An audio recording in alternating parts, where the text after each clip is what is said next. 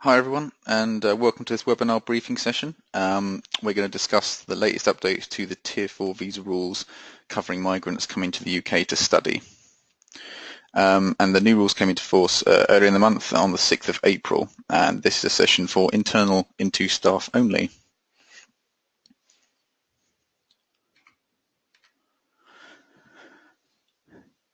So here's what we're going to cover during the session.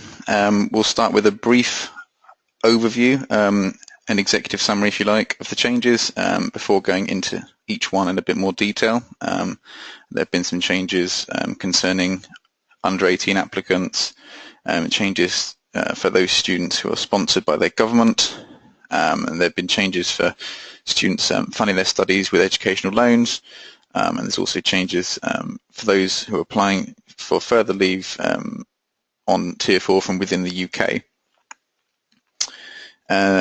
Then we'll briefly go through some of the smaller or less impactful changes at the end. Once I've talked about all the changes, there'll be time for questions.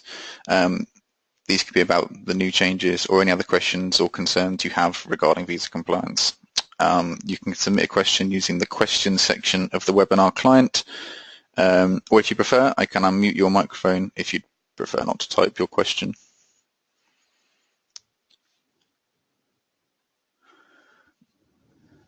So as I say, here's a really brief breakdown of the main changes that have been made to the Tier 4 rules. Tier 4 applicants under the age of 18 must now provide evidence of their relationship with whoever consents to their UK study. All Tier 4 applicants over the age of 16 are now subject to the genuine student rules. Sponsored Tier 4 applicants need written permission to be in the UK from their sponsor. For students extending their Tier 4 stay from within the UK, any new course must start no more than 28 days after their previous visa expires, and educational loan funds can be dispersed directly to the education establishment where a Tier 4 applicant will be studying. So that's a one-sentence summary of all the things we're going to go into in more detail now.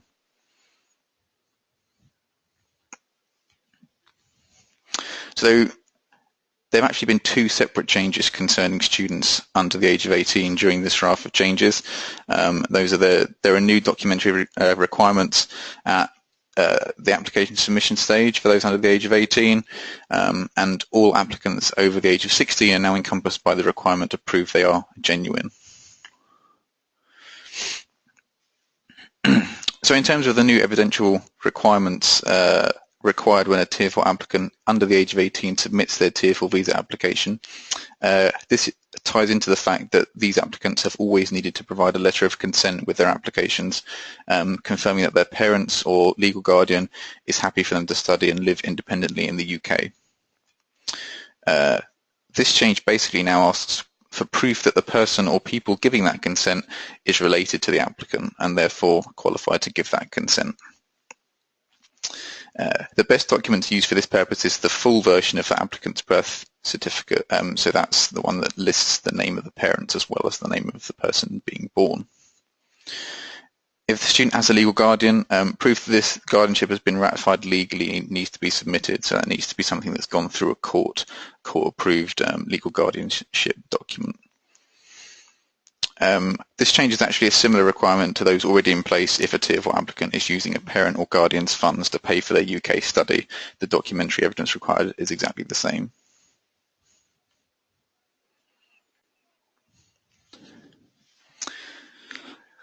The other change involving under 18 students is that UKVI have now clarified that any Tier 4 applicant over the age of 16 is now subject to the genuine student rule as part of their application. This has previously only applied to those applicants over the age of 18 and basically means that for applicants over the age of 16, including those applying for a Tier 4 child visa, anyone could, in theory, be asked to attend a credibility interview and have to convince an entry clearance officer that they are genuinely coming to the UK to study and not for some other reason. Obviously, we Into don't have license to sponsor students on a Tier 4 child visa, but this is relevant for us because it could lead to more cases of students applying to study with us with previous credibility refusals in their immigration history, which obviously then complicates their sort of ability to study going forward as well.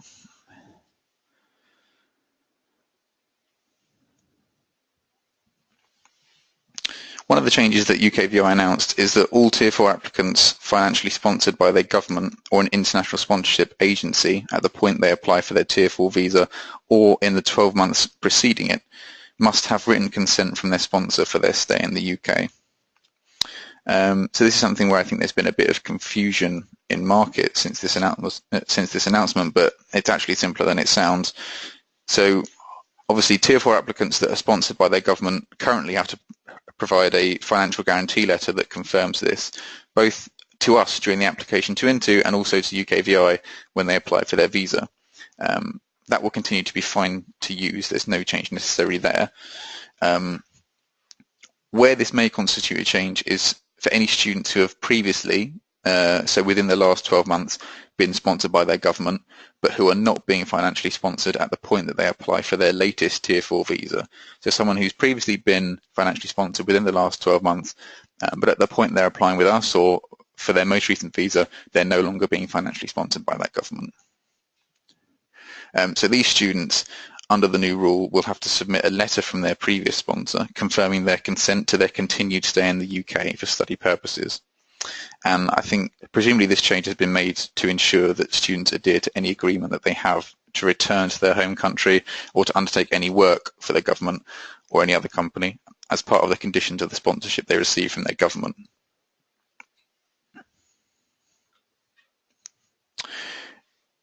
It's now possible for those students financing their UK study via an educational loan, to have these funds dispersed directly to the educational establishment they will be studying with, as opposed to their own bank account. UKVI have clarified that they view this as sufficiently secure to prove that a student has the means to fund their UK study. This is clearly something that UKVI have been asked about previously if it wasn't actively being sought by certain education providers. It may end up being seen as a more secure way of demonstrating an applicant's ability to fund their studies if these funds are being held directly by their sponsor, particularly if the applicant is from a country which is viewed as high risk by UKVI, particularly on financial grounds.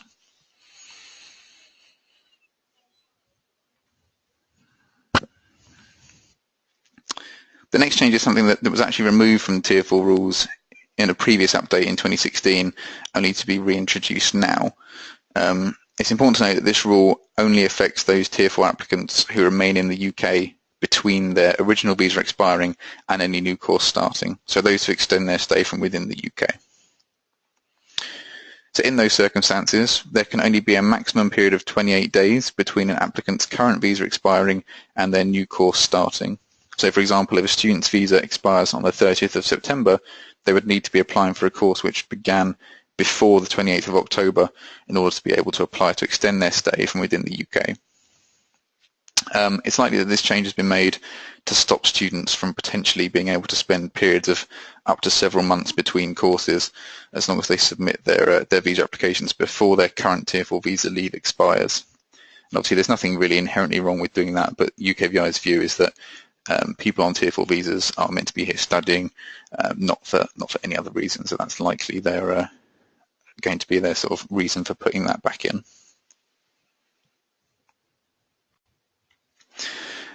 And that's it in terms of all of them, the main changes. There have been some other smaller changes. UKVI have clarified that a working week runs from Monday to Sunday, and that may sound pretty obvious, but I think they've put that in because some clever lawyers may have been trying to argue that weekend work or work outside, office hours may not have, should not have been considered work for the purposes of figuring out how much work a Tier 4 student had done against their allowance. UKVI have also sort of confirmed that the acceptable period of overstaying has been reduced from 28 days to 14 days. So that means a student is still able to apply for a new visa even after a period of overstaying their previous visa up to 14 days, but for any period of overstaying longer than that, they'll have problems. Obviously, we don't want any students to overstay at all, but there is that period of leeway given there by UKVI for kind of extreme cases. There has been, and I've had at least one question about this from someone saying, the cap for study at below degree level has been increased to 3 years.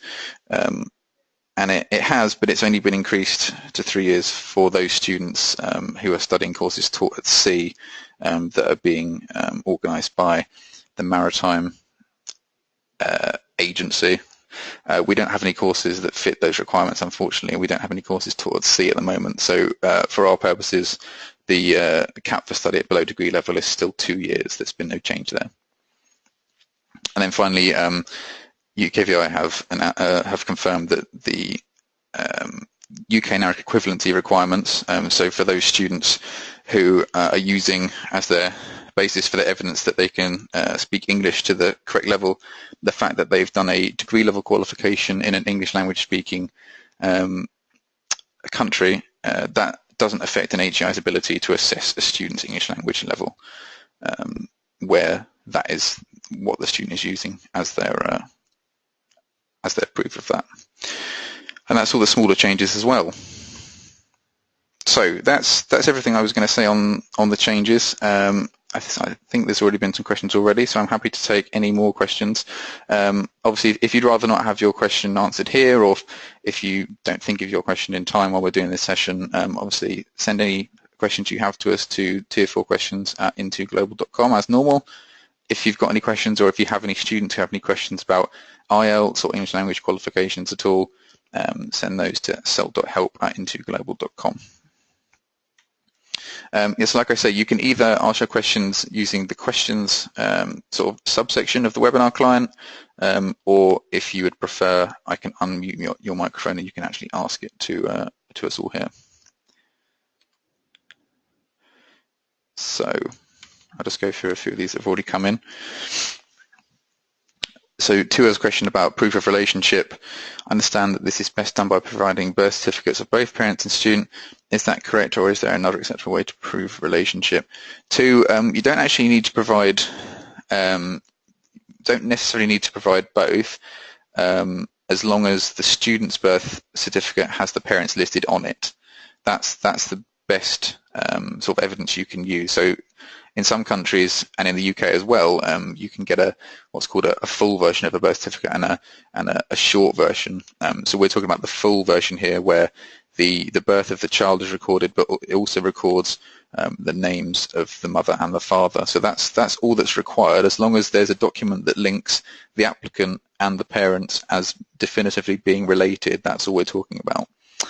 If they don't have that, they probably need to look at something else to ratify that, and depending on the country the student is from, it may cause smaller or larger problems.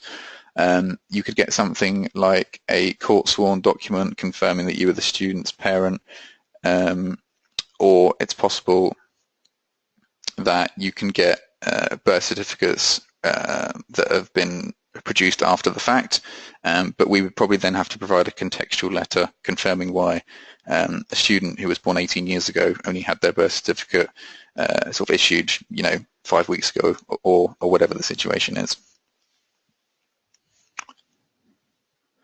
And Mila asks, how should the consent letter from the parent look? Is there some particular form that or text that it should include? So the consent letter has always been a requirement for under 18 students. And I think quite often within two students we've used the fact that we have to get them to sign a consent letter to kind of, we've told them to submit that with their application. It doesn't need to be any particular form. All it really needs to say is that whoever is giving the consent is qualified to give it, so they're the mother, the father, or the legal guardian. And obviously now there's those new documentary requirements as well that need to be included. And yes, it needs to say, I'm the student's parent, I'm happy for them to come to the UK to study and live independently whilst in the UK. That's the only formulation there needs to kind of be for the consent letter. So like I say, the consent letter hasn't really changed. The change is that you need to provide the birth certificate to sort of back the consent letter up. So we don't. So Two's asked a similar sort of question. We don't have a suggested wording or a consent letter format, but what I can do is we can mock one up and send one on. But like I say, it's very simple formulation, and it just needs to talk about them being the student's parent and then consenting to their UK study. And I guess, the more detailed it can be about where they're studying and dates and that sort of thing is all to the good, but it doesn't need to be any more detailed than that. What I'll do is I'll get an under 18 parental consent letter mocked up, and we'll get that sent around to everyone shortly. Hopefully that's helped with those two questions. Are there any more questions? Maybe if there's anything other than the new changes, or maybe that everyone's happy with the new changes.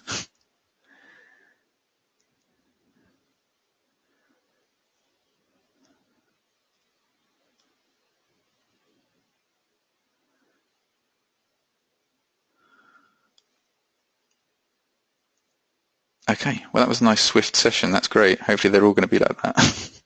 Okay, well I hope you found that useful. Like I say, what I'll do is I'll send around the PowerPoint slide if you want to send that round to any colleagues.